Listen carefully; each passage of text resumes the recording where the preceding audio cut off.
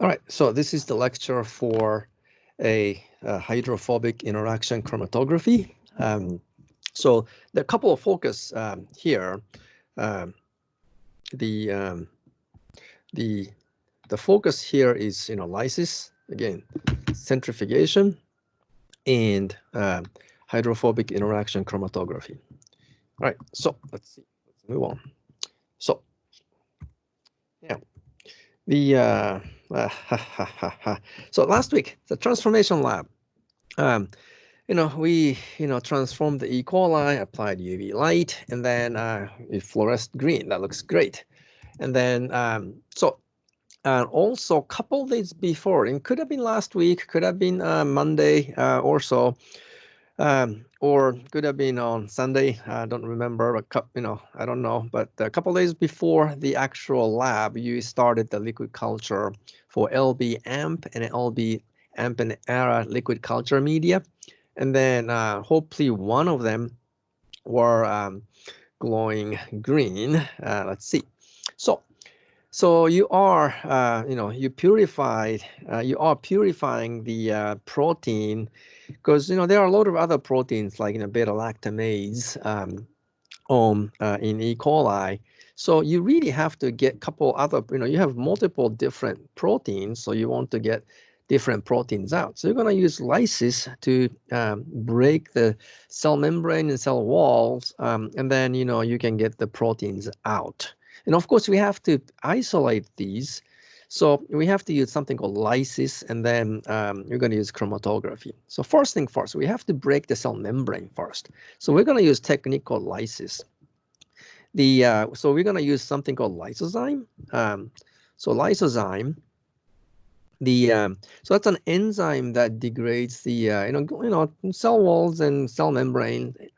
But again, it's just compromise the integrity of the cell membrane and cell walls, but it doesn't really break it. So you have to freeze thaw cycle, have to apply freeze thaw cycle a couple of times.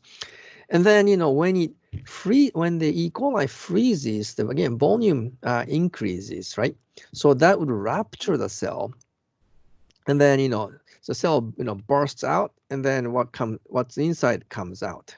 And then everything is hunky-dory, all right? So, and then we're going to use chromatography to isolate, so that selectively purify the GFP. So that's because we have other things. Now, so originally, you have E. coli in a liquid medium. So you have to spin it down so that you can get rid of the LB medium and liquid medium. We don't want that. So we're gonna discard this part, and you're gonna use this part right here. And then after that, because again, this particular part, this is a pellet, and that contains the cell walls. So cell walls, and then of course you're gonna apply lysozyme. You're gonna lyse it, and when you apply a freeze thaw cycle a couple of times, and then cell wall will just burst out and then turn into the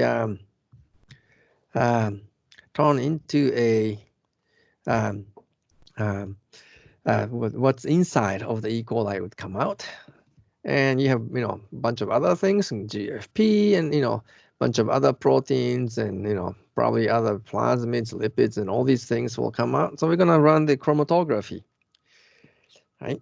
But of course, these are all suspended in the liquid, so you have to spin it again. But remember, GFP is a water soluble.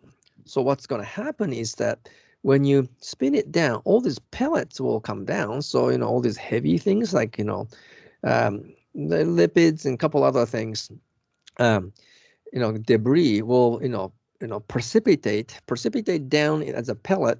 But now GFP right here is glowing green. So keep that in mind. Now, so again, so applying, we're going to lyse the cell, and then we're going to resuspend it, and then now you have GFP in the in the suspended. So GFP will be suspended in the liquid.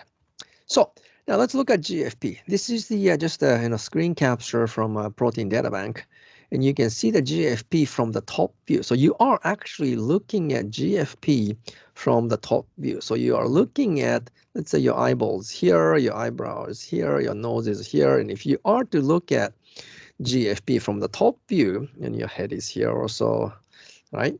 And then, and so it's going to be a cylindrical shape. So that's what you're looking at. It's that's the top-down view. So you're looking at the top-down view. But structure-wise, GFP is it's comprised of series of antiparallel beta sheets. So antiparallel beta sheets. So so this is called something called beta barrel structure. So it's a series of antiparallel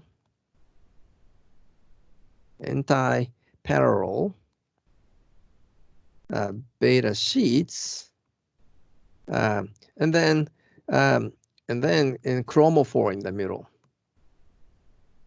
Chromophore, of course, it's a 4, right? It's like something that fluoresces or phosphoresces. So some chlorophore in the middle, and you can see the chromophore here.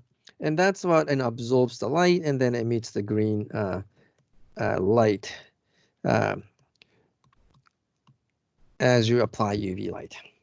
So that's the beta barrel structure. So GFP. Of course, you can see the beta sheets right here. These beta sheets, and outside is right now it's pretty hydrophilic surface.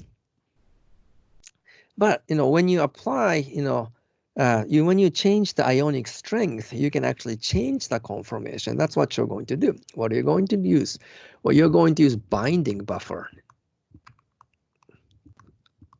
What is the binding buffer for? That's a strong salt. So it has a high ionic strength, meaning that it has a bunch of ions. So you don't have as much aqueous environment available to interact with the hydrophilic surface. So the protein in this case, the beta barrel distorts. I just used the I just distorted the image, but in reality it sort of comes down inside out, because inside is a hydrophobic region. So hydrophobic region comes facing out. So now outside becomes hydrophobic. Outside hydrophobic. Oops. Going back. Hydrophobic outside now, and then hydrophilic inside. This part right here is now hydrophilic because of the inside out conformational change. So that's so we change the salt concentration from the binding buffer, the high salt concentration, and then now hydrophobic side is facing out. So hydrophobic side is facing out. So now it's going to stick to a hydrophobic surface.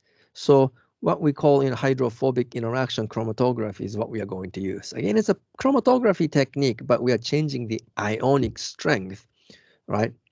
Ionic strength, all right? Strength of the mobile phase in the chromatography, right? So keep that in mind. Now, let's see. So how does it work? So let's imagine the situation where you have, again, hydrophobic, right? Hydrophobic beads, right? So these are the stationary phase. So, I'm just going to put HP, hydrophobic, so I'm just going to put H2O phobic, hydrophobic. And then now you have a hydrophobic surface. That's like a styrofoam, think of this as a polystyrene type,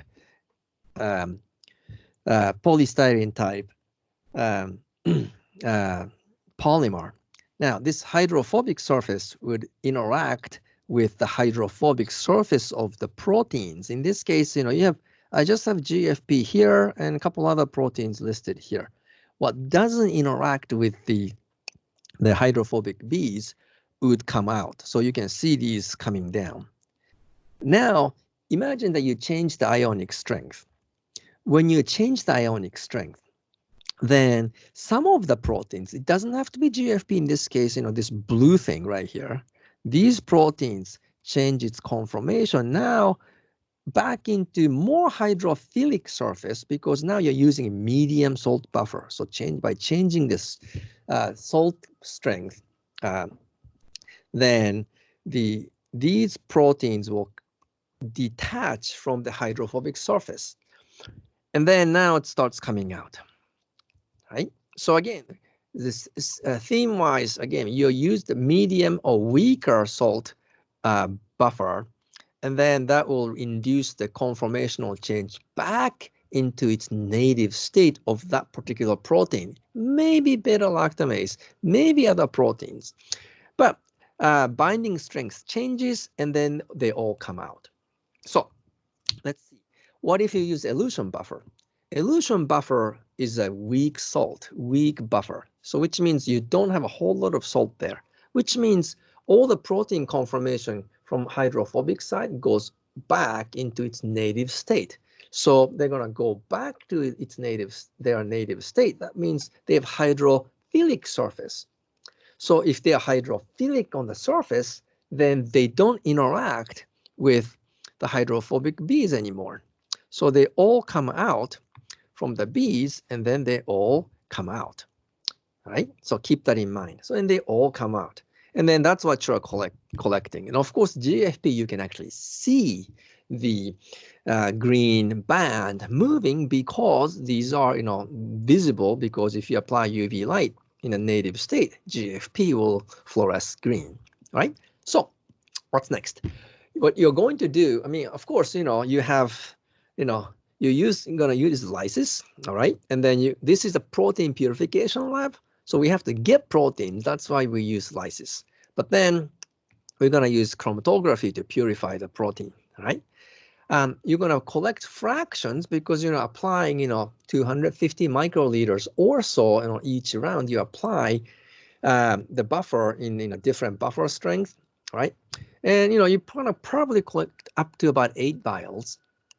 And then after that, you collect the band that fluoresced green. You just collect that particular fraction, and then you're going to keep that, and then hopefully you have everything you need to actually run the SDS page lab in next 2 weeks. All right, so that's it for the pre-lab lecture. Again, concept-wise, it's pretty straightforward because you're gonna lyse the cell, get rid of the cell membrane, and then you're going to collect what's inside, but we have to isolate what's inside of the cell using chromatography. And then we're going to use different ionic strength buffer. And after that, hopefully what you collect and all you collect is GFP. But again, we won't know that until we run the SDS page. All right. Thank you very much for watching. And this time, just to experiment, press the like button and see if we actually start showing up on the suggested video. All right. Thank you very much, and we'll see you guys shortly.